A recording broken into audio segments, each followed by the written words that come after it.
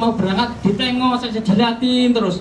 Saya yang pegang tasnya itu sampai pegang tasnya gede kopernya, bos ya. Kayak gitu. Anaknya di Amerika sama Jepang sama Singapura, nggak ada yang nempatin di situ. Kemudian saya tanya, Lopan, kama, ijikan, masang jauh aja halo. Nah, tetapi Lopan ini bingung. Rumah baru jadi ya baru ditempati, saya mau ke Jepang. Nah, akhirnya saya ngomong, ini saya hai ceto. Fang saja betang, beliau yang di Jepang dicupun ya, nggak bisa dia bawa, nggak bisa kamu bawa ke Jepang saja itu nggak bisa kamu bawa itu rumah sebagus itu, apalagi kalau kamu mati. Artinya ini pelajaran buat saya. Wah, saya ngomong seperti itu pun di dalam mobil saya nangis juga. Ya Allah, saya kok tadi ngomong seperti itu, siapa yang ternyata saya pun seperti itu. Saya kumpulkan inti sebanyak-banyak, nanti ya Allah nggak dapat apa, ini saja nanti 2 meter ini buat bungkus kita. Kembali lagi ke kita sebagai warga negara yang telah memperingati hari kemerdekaan. Entah karena kebetulan, entah karena sudah kodrat Allah, bangsa kita ini punya dasar negara 5. Sedangkan kita ini kalau hidup mau jaya di dunia dan di akhirat harus tegakkan 5 perkara. Rukun Islam kita, agama kita ini. Kenapa kalau kita tidak amalkan agama, maka kita diturunkan ini sebagai makhluk ini nggak bedanya dengan yang lain. Agama menganjurkan kita untuk menikah. Karena apa? Karena anjing, babi, semua kumpul kebo, nggak perlu nikah, punya anak, makan juga mereka seperti kita makan. Terus kalau kita nggak amalkan agama, apa bedanya? Kemudian saudara-saudara yang dimuliakan Allah, ketika negara kita ini didasari dengan ketuhanan yang Maha Esa, kenapa rukun Islam kita juga harus asyhadu an la ilaha illallah wa asyhadu anna Muhammad Rasulullah. Inilah tegaknya kehidupan dunia. Bumi jagat raya ini tidak akan tegak berdiri hidup seperti ini kalau tidak ada la ilaha illallah. Bukan tanpa kebetulan ini. Kemudian negara kita kemanusiaan yang adil dan beradab. Allah menyuruh kita untuk menegakkan sholat. Nah, sholat ini ketika kita sujud, ketika kita rukuh, ini akan menimbulkan rasa kita ini manusia. Kita ini bukan Tuhan yang tidak perlu, tidak boleh sombong pada Allah. Ini. Dan sifat kemanusiaan ini tidak akan tumbuh kalau kita tidak mengenal Tuhan. Ingat ini. Jadi tegakkanlah sholat agar apa? Agar tumbuh rasa manusia. Kata Allah, barang siapa yang menjaga sholat maka ia dalam penjagaanku. Barang siapa yang tidak meninggalkan sholat maka ia tidak dalam penjagaanku. Artinya apa?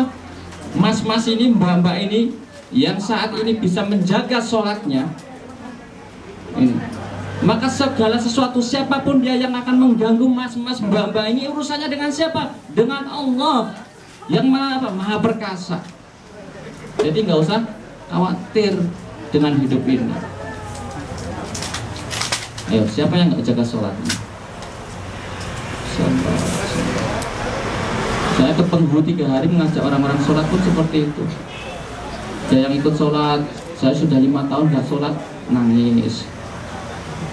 Padahal apa saudara yang dimuliakan Allah, memang zahirnya hari ini kita ini kalau sholat, kalau kumpul seperti ini apa sih manfaatnya?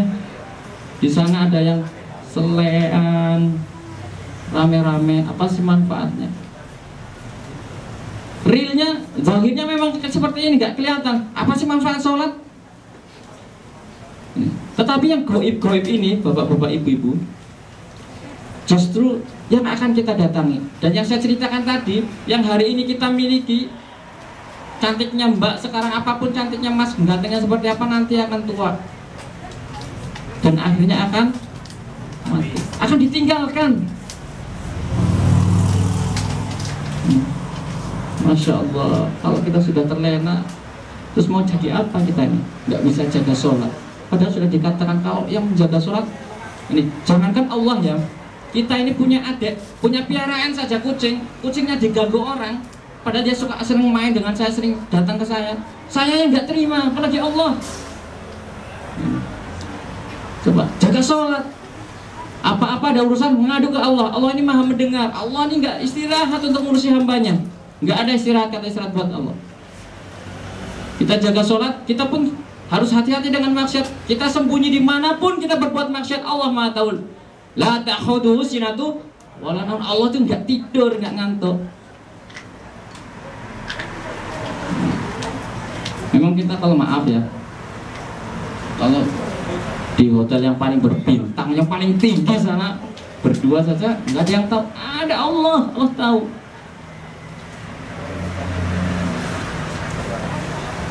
Coba kita harus berhati-hati. Inilah ketika kita datang ke sini untuk mengingatkan sebagai makhluk, sebagai hamba Allah. Nah, tata cara sholat kita ini dari kemanusiaan yang adil dan beradab tadi, dari sholat, kemudian masuklah ke yang ketiga, persatuan Indonesia. Persatuan Indonesia ini tidak akan terjadi kalau kita ini tidak merasakan apa penderitaan saudara kita yang lain. Sholatnya nggak benar. Nah, ini sambung menyambung loh dari asyhadu alla ilaha illallah Muhammadur Rasulullah. Sholat dengan persatuan pembangunan ini, dengan puasa yang kita jalani ini ada sangkutan ke atas terus. Karena Pak, rukun Islam ini satu bangunan yang terdiri dari 5 tiang. Kalau 5 tiang ini tegak, paling tidak 3 tiang ini, 3 tiang ini tegak, maka insya Allah kita akan jaya dunia akhirat. Tetapi kalau kita roboh, bayangkan, nggak usah rumah, sampean saja, cantiknya kayak apa, gantengnya kayak apa, kalau nggak ada kakinya satu, mau tegak berdiri sampean, mau gagah sampean. Persatuan Indonesia, puasa kita jalankan. Allah perintahkan kita untuk puasa, untuk mengatur kita. Allah ini mengetahui, menciptakan apa yang Ia ciptakan. Onderdil yang paling kecil saja Allah tahu bagaimana merawatnya. Seperti itu bengkel-bengkel motor itu yang menciptakan tahu nih onderdilnya ini saja, ini manfaatnya ini saja, ini berapa tahun harus diservis. Sama kita nih, kalau tetap mau hidup jaya dunia dan akhirat harus ikut aturan Allah. Seperti ikan ini kalau nggak dalam air mati dia. Nggak percaya ambil saja itu, goreng, mati dia.